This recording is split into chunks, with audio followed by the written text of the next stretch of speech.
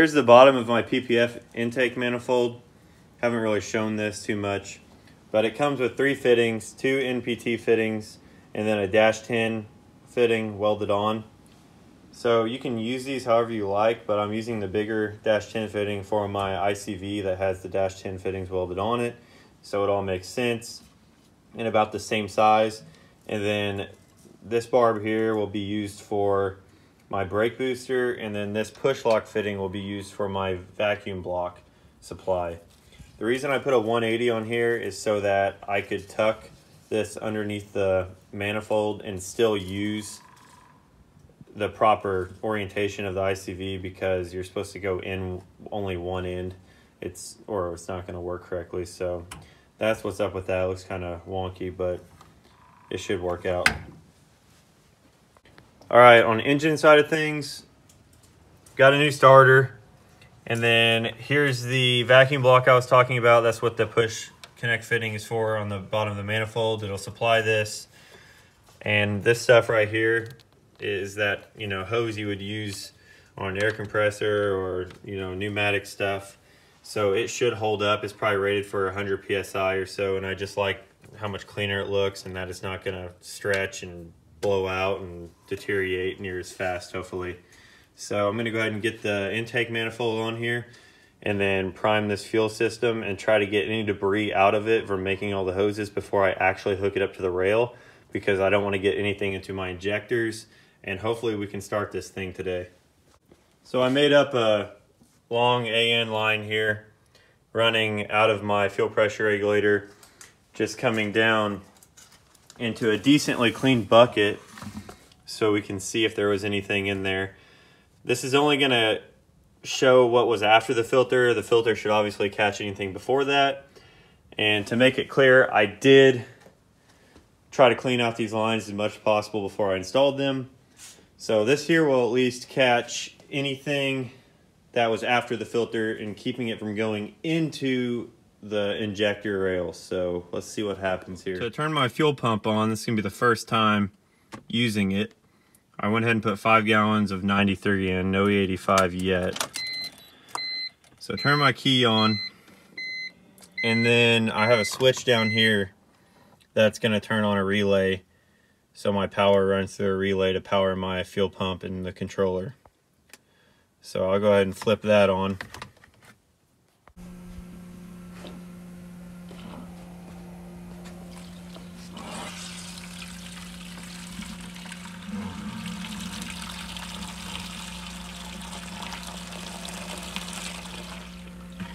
Well, probably should call that good, since that's probably about $10 of gas. I stopped it there because there's no reason to run more, and I don't want to waste any gas because I'm not going to put this back in my car since it's contaminated. You can see in the bottom the black, so I am glad I ran that and kept it out of my fuel rail and injectors. The fuel rail is hooked up. Every AN fitting is tightened down, I'm pretty sure.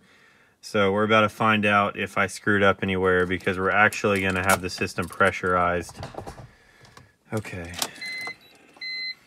And we'll be able to test this cheap gauge that I have and compare it to the real gauge on the Nuke.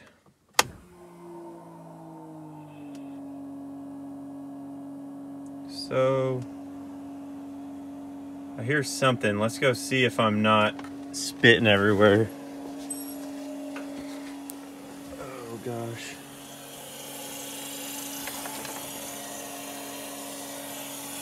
I can hear it passing through here.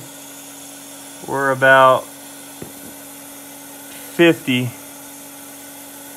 dead on 50 on the Nuke gauge. I just hear it passing through here, really, through the return. I'm not seeing any leaks, so I guess we're all right. There's my sensor for my gauge.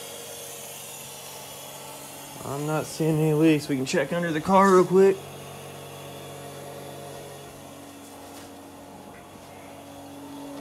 Looks like I got lucky. And our gauge is reading just a tad above 50. I mean, it's pretty dang close. I don't know which is right, but the gauge is in a different spot. than the regulator. So, all right, I'm gonna get ready to start this thing. Hopefully nothing crazy happens. It's getting late out here, but everything is together. All the fuel lines are hooked up and there's no leaks. Manifold's on, new charge pipe's on. ICV is set up, but it didn't end up fitting under the manifold. There's just too much stuff going on.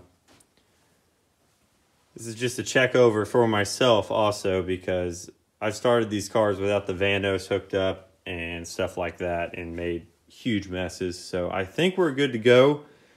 We know the fuel doesn't leak. Should start. It hasn't started for 4 months, I think. So it'll be nice to hear this engine run.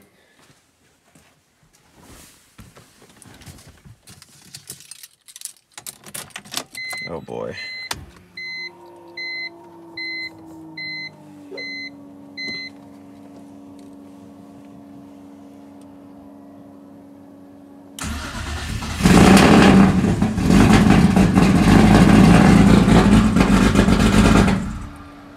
Oh, that's real rough. Try it again. One of the coil packs seemed like maybe it was not pressed all the way down, because I did have those out. But maybe this thing just needs to run a little bit.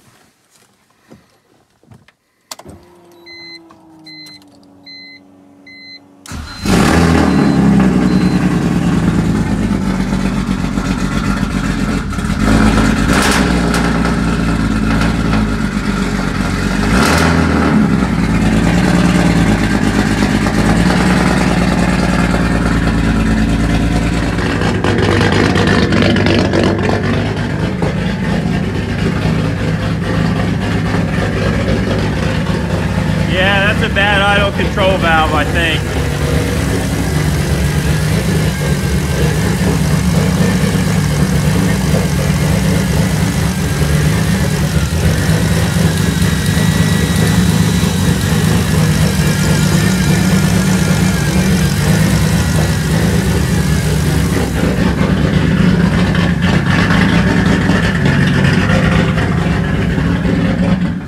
Yeah, it's really lean.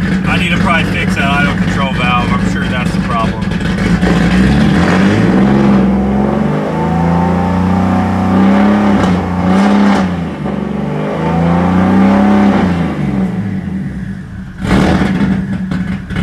As you can hear, it runs like crap when it idles, but I'm kind of happy it starts. So I'm happy it even runs. There's no fuel system leaks on it. There's really no leaks at all right now of any sort, so that's cool. But I think my idle control valve may have got too hot when I TIG welded it. It might take a couple more tries on some idle control valves to pull it off without getting it too hot. I may just have to do a couple spots at a time and let it cool off. But the car revs out fine, but it just will not idle worth a crap. And yeah, it could be a vacuum leak, but I was pulling good vacuum when the car was idling. So usually a vacuum leak would have made it a really low number. But yeah, I'm just going to get a different ICV, I think, and see if that fixes it. I haven't even scanned the car yet. It's late. I'm done the night. I'm just happy I got a video of it starting and running, because it's been 4 months, like I said. But hopefully here soon I'll get it on the road and we can figure out what the issue is. I'm sure once I scan it, I'm going to know. Sorry about that, guys. It's good and kind of a bad video, but at least we know it runs.